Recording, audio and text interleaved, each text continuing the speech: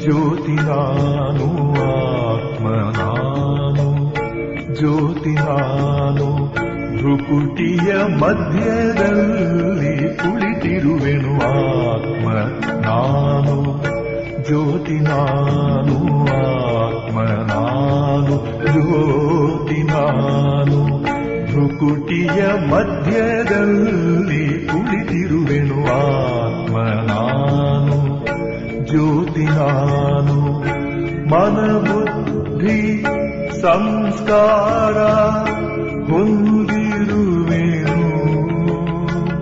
ಈ ದೇಹವೆಂಬ ರಥವನ್ನು ನಡೆಸುತ್ತಿರುವೆನು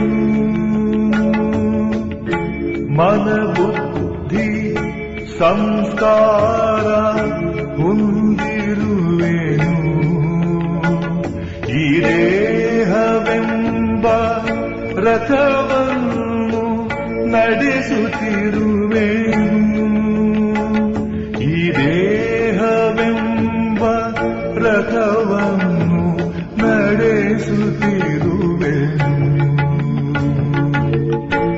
ಆತ್ಮ ನಾನು ಜ್ಯೋತಿ ನಾನು ಆತ್ಮ ನಾನು ಜ್ಯೋತಿ ನಾನು ಭ್ರುಕುಟಿಯ ಮಧ್ಯದಲ್ಲಿ ಕುಳಿತಿರುವೆನು ಆತ್ಮ ನಾನು ಜ್ಯೋತಿ ನಾನು ಆತ್ಮ ನಾನು ಜ್ಯೋತಿ ನಾನು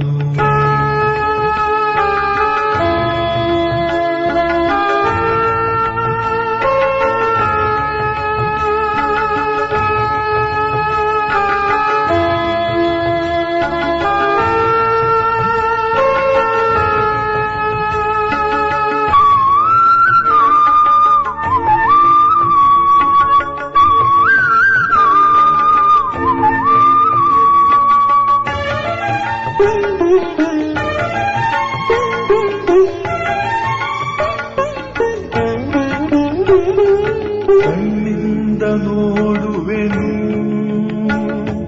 ಕಿವಿಯಿಂದ ಕೇಳುವೆನು ಬಾಯಿಂದ ನುಡಿಯುವೆನು ಕಾಲಿಂದ ನಡೆಯುವೆನು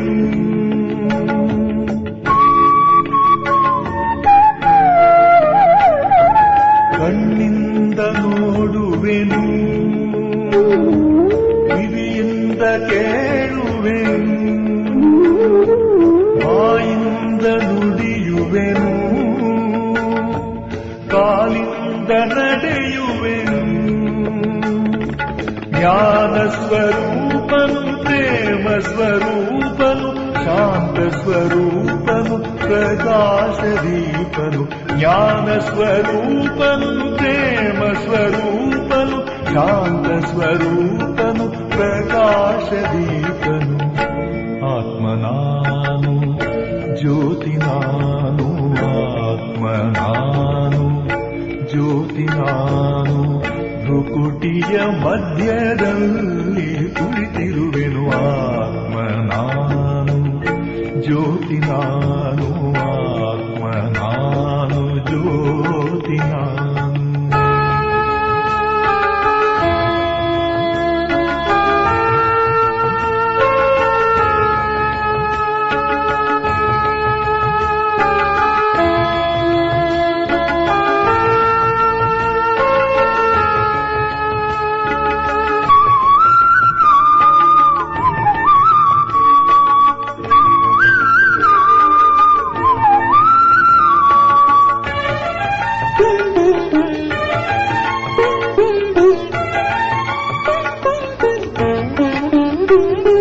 ಪವಿತ್ರ ಸ್ವರೂಪನು ಸುಖ ಸ್ವರೂಪನು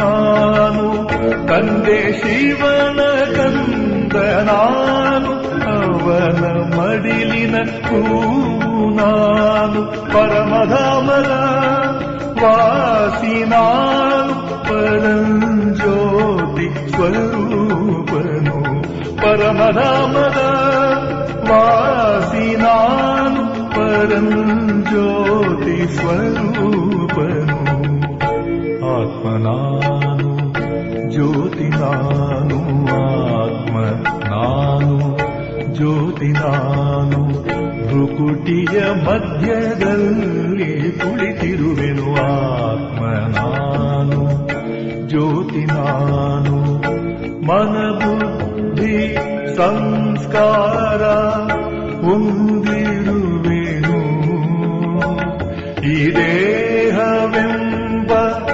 ರಥವನ್ನು ನಡೆಸುತ್ತಿರುವೆನು ಈ ದೇಹವೆಂಬ ರಥವನ್ನು ನಡೆಸುತ್ತಿರುವೆನು ಆತ್ಮ ನಾನು ಜ್ಯೋತಿ ನಾನು ಆತ್ಮ ನಾನು ಜ್ಯೋತಿ ನಾನು ಭ್ರುಕುಟಿಯ ಮಧ್ಯದಲ್ಲಿ ಕುಳಿತಿರುವೆನು ಆತ್ಮ ನಾನು ಜ್ಯೋತಿ ನಾನು ಆತ್ಮ ನಾನು ಜ್ಯೋತಿ ನಾನು.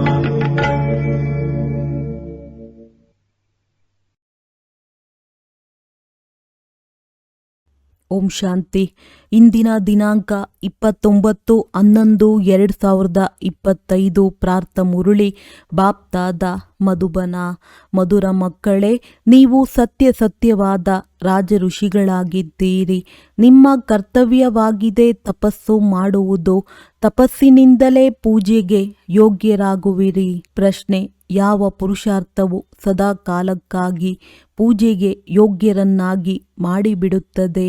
ಉತ್ತರ: ಆತ್ಮಜ್ಯೋತಿಯನ್ನು ಬೆಳಗಿಸುವ ಮತ್ತು ತಮೋಪ್ರಧಾನ ಆತ್ಮನನ್ನು ಸತೋಪ್ರಧಾನವನ್ನಾಗಿ ಮಾಡುವ ಪುರುಷಾರ್ಥ ಮಾಡಿ. ಆಗ ಸದಾ ಕಾಲಕ್ಕಾಗಿ ಪೂಜೆಗೆ ಯೋಗ್ಯರಾಗಿ ಬಿಡುವಿರಿ. ಯಾರು ಈಗ ಹುಡುಗಾಟಿಕೆ ಮಾಡುವರೋ ಅವರು ಬಹಳ ಅಳುತ್ತಾರೆ. ಒಂದು ವೇಳೆ ಪುರುಷಾರ್ಥ ಮಾಡಿ ತೇರ್ಗಡೆಯಾಗಲಿಲ್ಲ, ಧರ್ಮರಾಜನ ಶಿಕ್ಷೆಗಳನ್ನನುಭವಿಸುವರು. ಶಿಕ್ಷೆಯನ್ನನುಭವಿಸುವವರು ತಲೆ ಎತ್ತಲು ಸಾಧ್ಯವಿಲ್ಲ. ಓಂ ಶಾಂತಿ. ಆತ್ಮಿಕ ಮಕ್ಕಳ ಪ್ರತಿ ಆತ್ಮಿಕ ತಂದೆಯು ತಿಳಿಸುತ್ತಿದ್ದಾರೆ. ಮೊಟ್ಟ ಮೊದಲಿಗೆ ಮಕ್ಕಳಿಗೆ ತಿಳಿಸುತ್ತಾರೆ, ತಮ್ಮನ್ನು ಆತ್ಮನಿಶ್ಚಯ ಮಾಡಿಕೊಳ್ಳಿ. ಮೊದಲು ಆತ್ಮ, ನಂತರ ಈ ಶರೀರವಾಗಿದೆ. ಎಲ್ಲಿಯೇ ಪ್ರದರ್ಶನಿ ಅಥವಾ ಮ್ಯೂಸಿಯಂಗಳಲ್ಲಿ, ತರಗತಿಗಳಲ್ಲಿ ಮೊದಲು ಈ ಎಚ್ಚರಿಕೆ ನೀಡಬೇಕು. ತಮ್ಮನ್ನು ಆತ್ಮನೆಂದು ತಿಳಿದು ತಂದೆಯನ್ನು ನೆನಪು ಮಾಡಿ ಮಕ್ಕಳು ಕುಳಿತುಕೊಂಡಾಗ ಎಲ್ಲರೂ ದೇಹಿ ಅಭಿಮಾನಿಗಳಾಗಿ ಕುಳಿತುಕೊಳ್ಳುವುದಿಲ್ಲ. ಇಲ್ಲಿ ಕುಳಿತಾಗಲೂ ಸಹ ಬುದ್ಧಿಯು ಎಲ್ಲೆಲ್ಲಿಯೋ ಹೊರಟು ಹೋಗುತ್ತದೆ. ಹೇಗೆ ಸತ್ಸಂಗಗಳಲ್ಲಿ ಸಾಧುಗಳು ಬರುವವರೆಗೆ ಕುಳಿತು ಏನು ಮಾಡುತ್ತಾರೆ? ಯಾವುದಾದರೊಂದು ಸಂಕಲ್ಪಗಳಲ್ಲಿ ಕುಳಿತಿರುತ್ತಾರೆ. ಮತ್ತೆ ಸಾಧು ಬಂದರೆಂದರೆ ಕಥೆಯನ್ನು ಕೇಳತೊಡಗುತ್ತಾರೆ. ತಂದೆಯೂ ತಿಳಿಸಿದ್ದಾರೆ, ಅದೆಲ್ಲವೂ ಭಕ್ತಿ ಮಾರ್ಗದಲ್ಲಿ ಹೇಳುವುದು ಕೇಳುವುದಾಗಿದೆ. ತಂದೆಯು ತಿಳಿಸುತ್ತಾರೆ, ಇದೆಲ್ಲವೂ ಆಡಂಬರವಾಗಿದೆ, ಇದರಲ್ಲಿ ಏನೂ ಇಲ್ಲ. ದೀಪಾವಳಿಯನ್ನು ಸಹ ಆಡಂಬರವಾಗಿ ಆಚರಿಸುತ್ತಾರೆ. ಆದರೆ ಜ್ಞಾನದ ಮೂರನೆಯ ನೇತ್ರವು ತೆರೆದಾಗಲೇ ಮನೆ ಮನೆಯಲ್ಲಿ ಬೆಳಕಾಗುವುದು. ಈಗಂತೂ ಮನೆ ಮನೆಯಲ್ಲಿ ಅಂಧಕಾರವಿದೆ. ಇದೆಲ್ಲವೂ ಹೊರಗಿನ ಪ್ರಕಾಶತೆಯಾಗಿದೆ. ನೀವು ತಮ್ಮ ಜ್ಯೋತಿಯನ್ನು ಸಂಪೂರ್ಣ ಶಾಂತಿಯಲ್ಲಿ ಕುಳ್ಳರಿಸುತ್ತೀರಿ. ಮಕ್ಕಳಿಗೆ ತಿಳಿದಿದೆ, ಸ್ವಧರ್ಮದಲ್ಲಿದ್ದಾಗಲೇ ಪಾಪಗಳು ಕಳೆಯುತ್ತವೆ. ಮಕ್ಕಳಿಗೆ ತಿಳಿದಿದೆ, ಸ್ವಧರ್ಮದಲ್ಲಿದ್ದಾಗಲೇ ಪಾಪಗಳು ಕಳೆಯುತ್ತವೆ. ಜನ್ಮ ಜನ್ಮಾಂತರದ ಪಾಪಗಳು ಈ ನೆನಪಿನ ಯಾತ್ರೆಯಿಂದಲೇ ಕಳೆಯುತ್ತದೆ. ಆತ್ಮಜ್ಯೋತಿಯು ನಂದಿ ಹೋಗಿದೆಯಲ್ಲವೇ? ಶಕ್ತಿ ಎಂಬ ಪೆಟ್ರೋಲ್ ಎಲ್ಲವೂ ಮುಗಿದು ಹೋಗಿದೆ. ಅದು ಪುನಃ ತುಂಬುವುದು, ಏಕೆಂದರೆ ಆತ್ಮವು ಪವಿತ್ರವಾಗುತ್ತದೆ. ಎಷ್ಟೊಂದು ರಾತ್ರಿ ಹಗಲಿನ ಅಂತರವಿದೆ. ಈಗ ಲಕ್ಷ್ಮಿಗೆ ಎಷ್ಟೊಂದು ಪೂಜೆ ನಡೆಯುತ್ತದೆ. ಲಕ್ಷ್ಮಿಯು ದೊಡ್ಡವರೋ ಅಥವಾ ಸರಸ್ವತಿ ತಾಯಿಯು ದೊಡ್ಡವರೋ ಎಂದು ಕೆಲವರು ಕೇಳುತ್ತಾರೆ. ಶ್ರೀ ನಾರಾಯಣನ ಲಕ್ಷ್ಮಿಯು ಒಬ್ಬರೇ ಇರುತ್ತಾರೆ. ಒಂದು ವೇಳೆ ಮಹಾಲಕ್ಷ್ಮಿಯನ್ನು ಪೂಜಿಸಿದರೆ ಲಕ್ಷ್ಮಿಗೆ 4 ಭುಜಗಳನ್ನು ತೋರಿಸುತ್ತಾರೆ. ಅದರಲ್ಲಿ ಇಬ್ಬರೂ ಬಂದು ಬಿಡುತ್ತಾರೆ. ವಾಸ್ತವದಲ್ಲಿ ಅದಕ್ಕೆ ಲಕ್ಷ್ಮೀ ನಾರಾಯಣರ ಪೂಜೆ ಎಂದು ಹೇಳಬೇಕಾಗುವುದು. ಚತುರ್ಭುಜವಲ್ಲವೇ? ಅಂದರೆ ಇಬ್ಬರು ಒಟ್ಟಿಗೆ ಇದ್ದಾರೆ. ಆದರೆ ಮನುಷ್ಯರಿಗೇನು ತಿಳುವಳಿಕೆ ಇಲ್ಲ. ಬೇಹದ್ದಿನ ತಂದೆಯು ತಿಳಿಸುತ್ತಾರೆ. ಎಲ್ಲರೂ ಬುದ್ಧಿಹೀನರಾಗಿ ಬಿಟ್ಟಿದ್ದಾರೆ. ಲೌಕಿಕ ತಂದೆಯು ಎಂದು ಇಡೀ ಪ್ರಪಂಚದ ಮಕ್ಕಳಿಗೆ ಬುದ್ಧಿಹೀನರೆಂಬ ಮಾತನ್ನು ಹೇಳುವುದಿಲ್ಲ. ಈಗ ನೀವು ಮಕ್ಕಳು ವಿಶ್ವದ ತಂದೆ ಯಾರೆಂಬುದನ್ನು ತಿಳಿದುಕೊಂಡಿದ್ದೀರಿ. ಅವರೇ ಸ್ವಯಂ ಹೇಳುತ್ತಾರೆ, ಈಗ ನಾನು ಎಲ್ಲ ಆತ್ಮರ ತಂದೆಯಾಗಿದ್ದೇನೆ. ನೀವೆಲ್ಲರೂ ಮಕ್ಕಳಾಗಿದ್ದೀರಿ. ಆ ಸಾಧು ಸಂತರು ಎಲ್ಲರೂ ಭಗವಂತರೇ ಭಗವಂತನೆಂದು ಹೇಳುತ್ತಾರೆ. ಆದರೆ ನೀವು ತಿಳಿದುಕೊಂಡಿದ್ದೀರಿ, ಬೇಹದ್ದಿನ ತಂದೆಯು ಬೇಹದ್ದಿನ ಜ್ಞಾನವನ್ನು ನಾವಾತ್ಮರಿಗೆ ತಿಳಿಸುತ್ತಿದ್ದಾರೆ. ಮನುಷ್ಯರಿಗಾದರೆ ನಾನು ಇಂಥವನಾಗಿದ್ದೇನೆ ಎಂಬ ದೇಹಾಭಿಮಾನವಿರುತ್ತದೆ. ಶರೀರಕ್ಕೆ ಯಾವ ಹೆಸರು ಬಂದಿತೋ ಅದರ ಮೇಲೆ ನಡೆಯುತ್ತಾ ಬಂದಿದ್ದಾರೆ. ಈಗ ಶಿವತಂದೆಯಂತೂ ನಿರಾಕಾರ ಪರಮ ಆತ್ಮನಾಗಿದ್ದಾರೆ. ಆ ಆತ್ಮನ ಹೆಸರಾಗಿದೆ ಶಿವ. ಆತ್ಮನ ಮೇಲೆ ಹೆಸರಿರುವುದು ಒಬ್ಬ ಶಿವತಂದೆಗೆ ಮಾತ್ರ. ಅವರು ಪರಮ ಆತ್ಮ ಅರ್ಥಾತ್ ಪರಮಾತ್ಮನಾಗಿದ್ದಾರೆ. ಅವರ ಹೆಸರಾಗಿದೆ ಶಿವ. ಉಳಿದಂತೆ ಯಾರೆಲ್ಲ ಅನೇಕನೇಕ ಆತ್ಮರಿದ್ದಾರೆಯೋ ಅವರೆಲ್ಲರಿಗೆ ಶರೀರಕ್ಕೆ ಹೆಸರುಗಳಿವೆ. ಶಿವ ತಂದೆಯಂತೂ ಇಲ್ಲಿರುವುದಿಲ್ಲ. ಅವರು ಪರಮಧಾಮದಿಂದ ಬರುತ್ತಾರೆ. ಶಿವ ಅವತರಣೆಯೂ ಇದೆ. ಈಗ ಶಿವ ತಂದೆಯು ತಿಳಿಸಿದ್ದಾರೆ, ಎಲ್ಲ ಆತ್ಮಗಳು ಇಲ್ಲಿಗೆ ಪಾತ್ರವನ್ನಭಿನಯಿಸಲು ಬರುತ್ತೀರಿ. ತಂದೆಯದ್ದು ಪಾತ್ರವಿದೆ. ತಂದೆಯಂತೂ ಇಲ್ಲಿ ಬಹಳ ದೊಡ್ಡ ಕಾರ್ಯವನ್ನು ಮಾಡುತ್ತಾರೆ.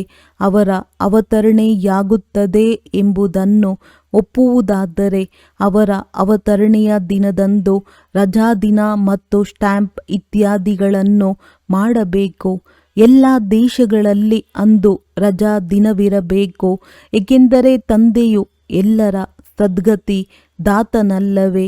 ಅವರ ಜನ್ಮದಿನ ಮತ್ತು ಹೊರಟು ಹೋಗುವ ದಿನ, ದಿನಾಂಕ ಇತ್ಯಾದಿಗಳೇನು ತಿಳಿಯುವುದಿಲ್ಲ. ಏಕೆಂದರೆ ಇವರು ಎಲ್ಲರಿಗಿಂತ ಭಿನ್ನವಾಗಿದ್ದಾರಲ್ಲವೇ? ಆದ್ದರಿಂದ ಅವರು ಶಿವರಾತ್ರಿ ಎಂದು ಹೇಳಿಬಿಡುತ್ತಾರೆ.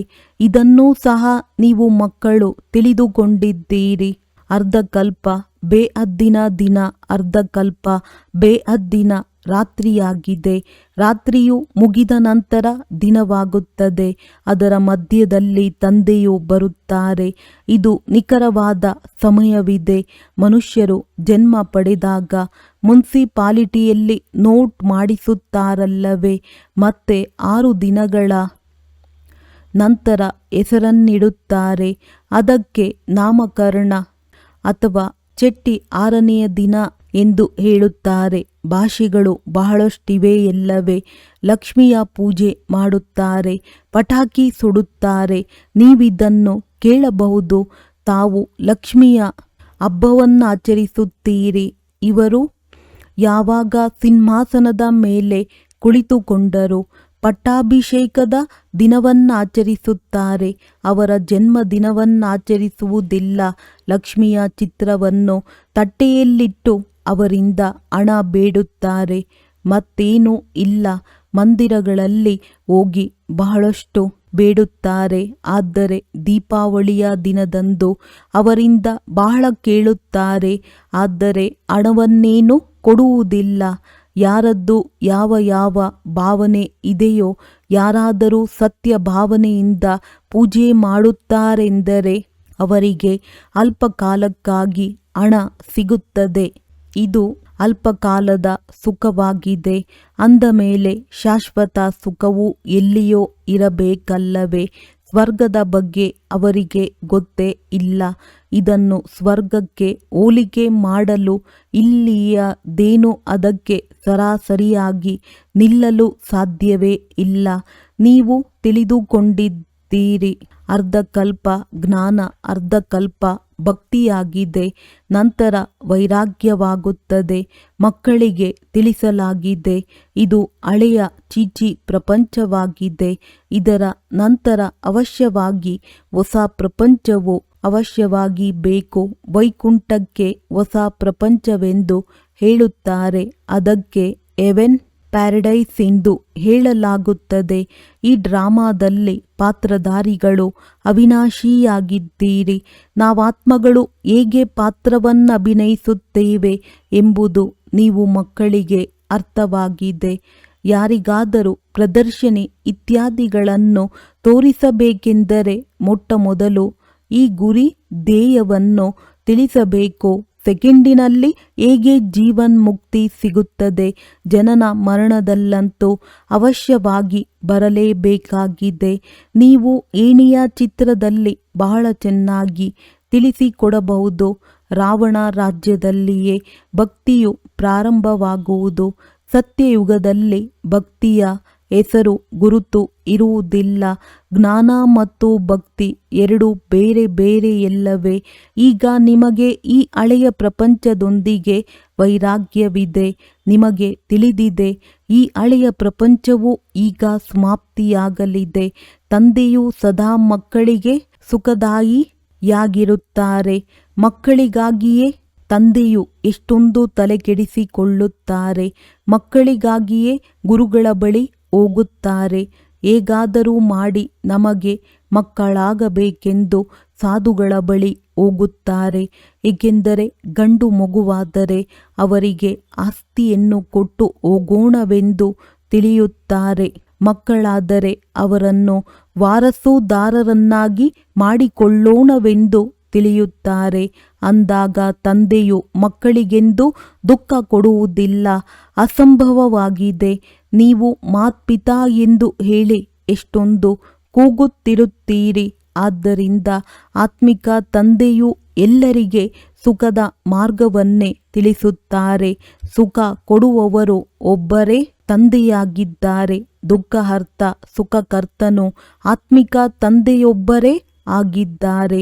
ಈ ವಿನಾಶವೂ ಸಹ ಸುಖಕ್ಕಾಗಿಯೇ ಇದೆ. ಇಲ್ಲವಾದರೆ ಮುಕ್ತಿ ಜೀವನ್ಮುಕ್ತಿಯನ್ನು ಹೇಗೆ ಪಡೆಯುವಿರಿ? ಆದರೆ ಇದನ್ನು ಯಾರೂ ತಿಳಿದುಕೊಳ್ಳುವುದಿಲ್ಲ. ಇಲ್ಲಂತೂ ಬಡವರು ಅಬಲೆಯರಿದ್ದಾರೆ. ಅಂದ ಮೇಲೆ ತಮ್ಮನ್ನು ಆತ್ಮನಿಶ್ಚಯ ಮಾಡಿಕೊಳ್ಳಬಹುದು. ಬಾಕಿ ದೊಡ್ಡವರಿಗೆ ದೇಹಾಭಿಮಾನವು ಇಷ್ಟು ಪಕ್ಕ ಆಗಿಬಿಟ್ಟಿರುತ್ತದೆ. ಇದರ ಮಾತೇ ಕೇಳಬೇಡಿ. ತಂದೆಯು ಮತ್ತೆ ಮತ್ತೆ ತಿಳಿಸುತ್ತಾರೆ, ಮಕ್ಕಳೇ, ನೀವು ರಾಜ ಋಷಿಗಳಾಗಿದ್ದೀರಿ. ಋಷಿಗಳು ಯಾವಾಗಲೂ ತಪಸ್ಸು ಮಾಡುತ್ತಾರೆ. ಆ ಋಷಿಗಳಾದರೆ ಬ್ರಹ್ಮತತ್ವವನ್ನು, ಇನ್ನು ಕೆಲವರು ಕಾಳಿ ಮುಂತಾದವರನ್ನು ನೆನಪು ಮಾಡುತ್ತಾರೆ. ಬಹಳ ಮಂದಿ ಸನ್ಯಾಸಿಗಳೂ ಸಹ ಕಾಳಿಯ ಪೂಜೆ ಮಾಡುತ್ತಾರೆ. ಕಾಳಿ ತಾಯಿ ಎಂದು ಹೇಳಿ ಕೂಗುತ್ತಾರೆ.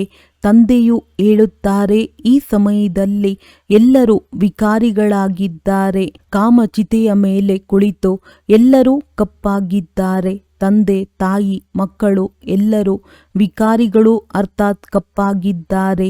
ಇದು ಬೇಹದ್ದಿನ ಮಾತಾಗಿದೆ. ಸತ್ಯಯುಗದಲ್ಲಿ ಪತಿತರಿರುವುದಿಲ್ಲ.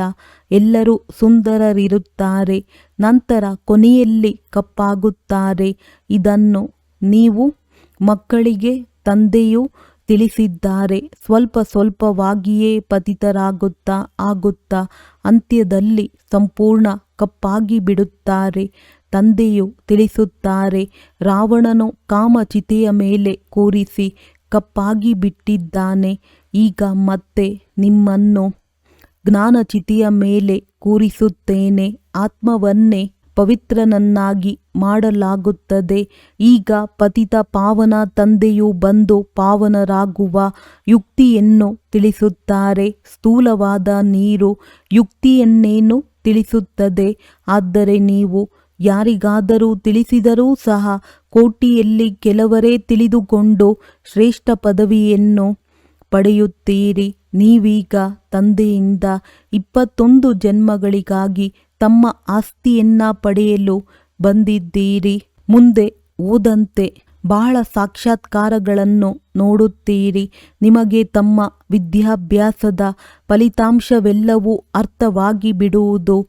ಈಗ ಯಾರು ಹುಡುಗಾಟಿಕೆ ಮಾಡುವರೋ ಅವರು ಬಹಳ ಅಳುತ್ತಾರೆ. ಬಹಳ ಶಿಕ್ಷೆಗಳಿರುತ್ತವೆ ಎಲ್ಲವೇ. ಮತ್ತೆ ಪದವಿಯೂ ಭ್ರಷ್ಟವಾಗುತ್ತದೆ. ತಲೆ ಎತ್ತಲು ಸಾಧ್ಯವಿಲ್ಲ.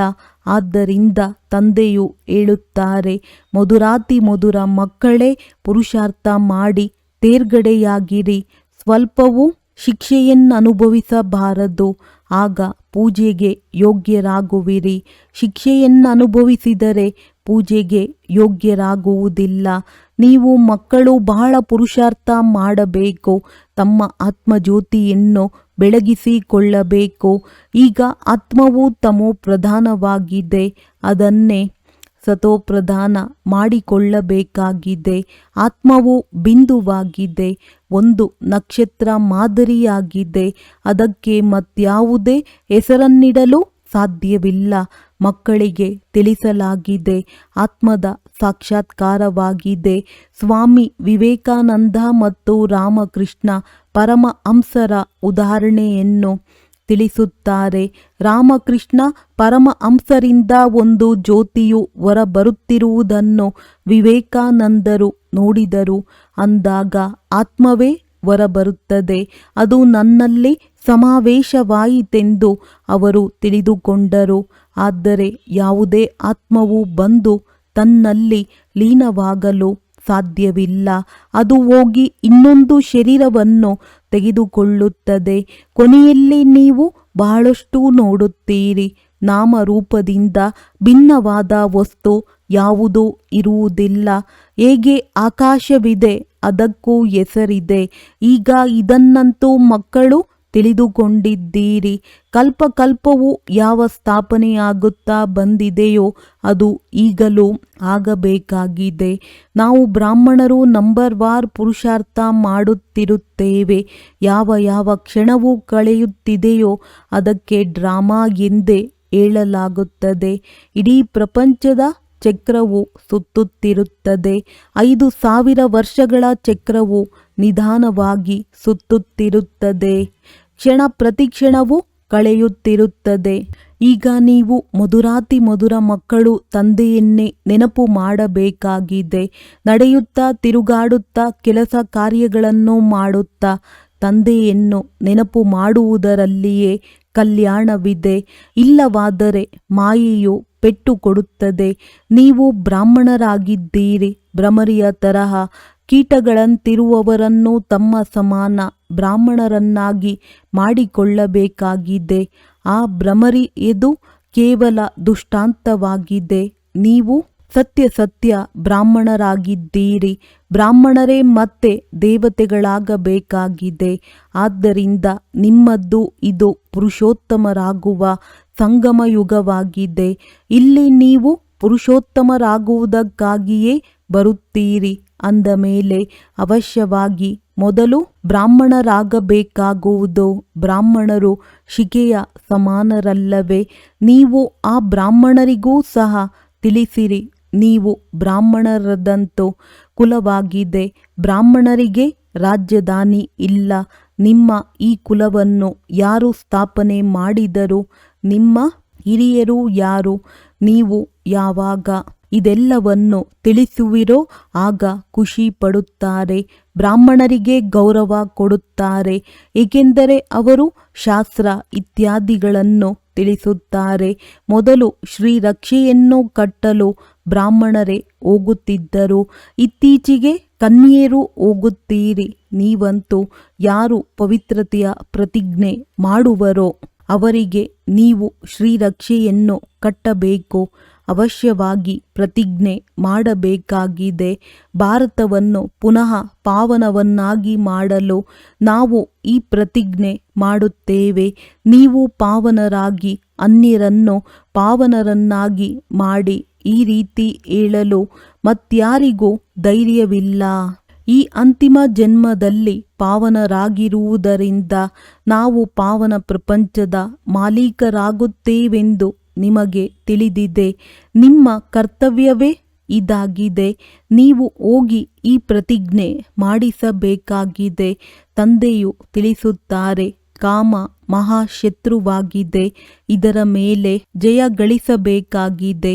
ಇದನ್ನು ಜಯಿಸುವುದರಿಂದಲೇ ನೀವು ಜಗಜ್ಜೀತರಾಗುವಿರಿ. ಈ ಲಕ್ಷ್ಮೀನಾರಾಯಣರೇ ಅವಶ್ಯವಾಗಿ ಇಂದಿನ ಜನ್ಮದಲ್ಲಿ ಅಂತಹ ಪುರುಷಾರ್ಥ ಮಾಡಿದ ಕಾರಣವೇ ಇಷ್ಟು ಶ್ರೇಷ್ಠರಾಗಿದ್ದೀರಲ್ಲವೇ? ಯಾವ ಕರ್ಮದಿಂದ ಇವರಿಗೆ ಈ ಪದವಿ ಸಿಕ್ಕಿತೆಂಬುದನ್ನು ನೀವೀಗ ತಿಳಿಸಿಕೊಡಿ. ಇದರಲ್ಲಿ ತಬ್ಬಿಬ್ಬಾಗುವ ಮಾತಿಲ್ಲ. ನಿಮಗೆ ಈ ದೀಪಾವಳಿ ಮೊದಲಾದುದರ ಖುಷಿ ಇಲ್ಲ. ನಿಮಗಂತೂ ಇದೇ ಖುಷಿ ಇದೆ. ನಾವು ತಂದೆಯ ಮಕ್ಕಳಾಗಿದ್ದೇವೆ, ಅವರಿಂದ ಆಸ್ತಿಯನ್ನು ಪಡೆಯುತ್ತೇವೆ ಎಂದು. ಭಕ್ತಿ ಮಾರ್ಗದಲ್ಲಿ ಮನುಷ್ಯರು ಎಷ್ಟೊಂದು ಖರ್ಚು ಮಾಡುತ್ತಾರೆ. ಬೆಂಕಿ ಹತ್ತಿಕೊಂಡು ಎಷ್ಟು ನಷ್ಟ ಉಂಟಾಗುತ್ತದೆ. ಆದರೆ ತಿಳಿದುಕೊಳ್ಳುವುದೇ ಇಲ್ಲ. ನಾವು ಪುನಃ ನಮ್ಮ ಹೊಸ ಮನೆಗೆ ಹೋಗುವವರಿದ್ದೇವೆ ಎಂಬುದನ್ನು ನೀವು ತಿಳಿದುಕೊಂಡಿದ್ದೀರಿ. ಚಕ್ರವು ಚಾಚು ತಪ್ಪದೆ ಪುನರಾವರ್ತನೆಯಾಗುತ್ತದೆ ಎಲ್ಲವೇ? ಇದು ಬೇಹದ್ದಿನ ಚಲನಚಿತ್ರವಾಗಿದೆ. ಬೇಹದ್ದಿನ ತಂದೆಯ ಮಕ್ಕಳಾಗಿದ್ದೀರಿ ಅಂದ ಮೇಲೆ ಅಪಾರ ಖುಷಿ ಇರಬೇಕು. ನಾವು ತಂದೆಯಿಂದ ಸ್ವರ್ಗದ ಆಸ್ತಿಯನ್ನು ಖಂಡಿತ ಪಡೆಯುತ್ತೇವೆ. ತಂದೆಯು ಹೇಳುತ್ತಾರೆ, ಪುರುಷಾರ್ಥದಿಂದ ಯಾವ ಪದವಿ ಬೇಕಾದರೂ ಪಡೆಯಿರಿ. ನೀವು ಅವಶ್ಯವಾಗಿ ಪುರುಷಾರ್ಥ ಮಾಡಬೇಕಾಗಿದೆ. ಪುರುಷಾರ್ಥದಿಂದಲೇ ನೀವು ಇಷ್ಟು ಶ್ರೇಷ್ಠರಾಗುವಿರಿ. ಈ ತಂದೆಯು ವೃದ್ಧ ಇಷ್ಟು ಶ್ರೇಷ್ಠರಾಗುತ್ತಾರೆಂದರೆ ನೀವೇಕೆ ಆಗಬಾರದು? ಒಳ್ಳೆಯದು. ಮಧುರಾತಿ ಮಧುರ ಅಗಲಿ ಹೋಗಿ ಮರಳಿ ಸಿಕ್ಕಿರುವ ಮಕ್ಕಳ ಪ್ರತಿ ಮಾತ್ಪಿತಾ ಬಾಪ್ತಾದಾರವರ ನೆನಪು, ಪ್ರೀತಿ ಹಾಗೂ ಸುಪ್ರಭಾತ. ಆತ್ಮಿಕ ಮಕ್ಕಳಿಗೆ ಆತ್ಮಿಕ ತಂದೆಯ ನಮಸ್ತೆ. ಧಾರಣೆಗಾಗಿ ಮುಖ್ಯ ಸಾರ. ಹೇಗೆ ತಂದೆ ಮಕ್ಕಳ ಪ್ರತಿ ಸುಖದಾಯಿಯಾಗಿರುತ್ತಾರೆ, ಅದೇ ರೀತಿ ಸುಖದಾಯಿಯಾಗಿರಬೇಕು. ಎಲ್ಲರಿಗೂ ಮುಕ್ತಿ, ಜೀವನ್ ಮುಕ್ತಿಯ ರಸ್ತೆ ತೋರಿಸಿರಿ. ದೇಹಿ ಅಭಿಮಾನಿಯಾಗುವ ತಪಸ್ಸು ಮಾಡಬೇಕು. ಈ ಹಳೆಯ ಚೀಚಿ ಪ್ರಪಂಚದಿಂದ ಬೇಹದ್ದಿನ ವೈರಾಗಿಗಳಾಗಬೇಕು. ವರದಾನ: ಪ್ರತಿಯೊಬ್ಬರ ವಿಶೇಷತೆಯನ್ನು ಸ್ಮೃತಿಯಲ್ಲಿಡುತ್ತಾ ನಿಷ್ಠಾವಂತರಾಗಿ ಏಕಮತ ಸಂಘಟನೆ ಮಾಡುವಂತಹ ಸರ್ವರ ಶುಭಚಿಂತಕ ಭವ.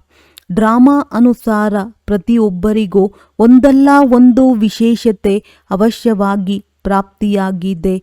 ಆ ವಿಶೇಷತೆಯನ್ನು ಕಾರ್ಯದಲ್ಲಿ ತೊಡಗಿಸಿ ಹಾಗೂ ಅನ್ಯರ ವಿಶೇಷತೆಗಳನ್ನು ನೋಡಿ ಒಬ್ಬರಿನ್ನೊಬ್ಬರಲ್ಲಿ ನಿಷ್ಠಾವಂತರಾಗಿದ್ದಾಗ ಅವರ ಮಾತುಗಳ ಭಾವ ಬದಲಾಯಿಸಿ ಬಿಡುವುದು. ಯಾವಾಗ ಪ್ರತಿಯೊಬ್ಬರ ವಿಶೇಷತೆಗಳನ್ನು ನೋಡುತ್ತಿದ್ದಾಗ ಅನೇಕರಿದ್ದರೂ ಸಹ ಒಬ್ಬರಾಗಿ ಕಾಣುತ್ತಾರೆ.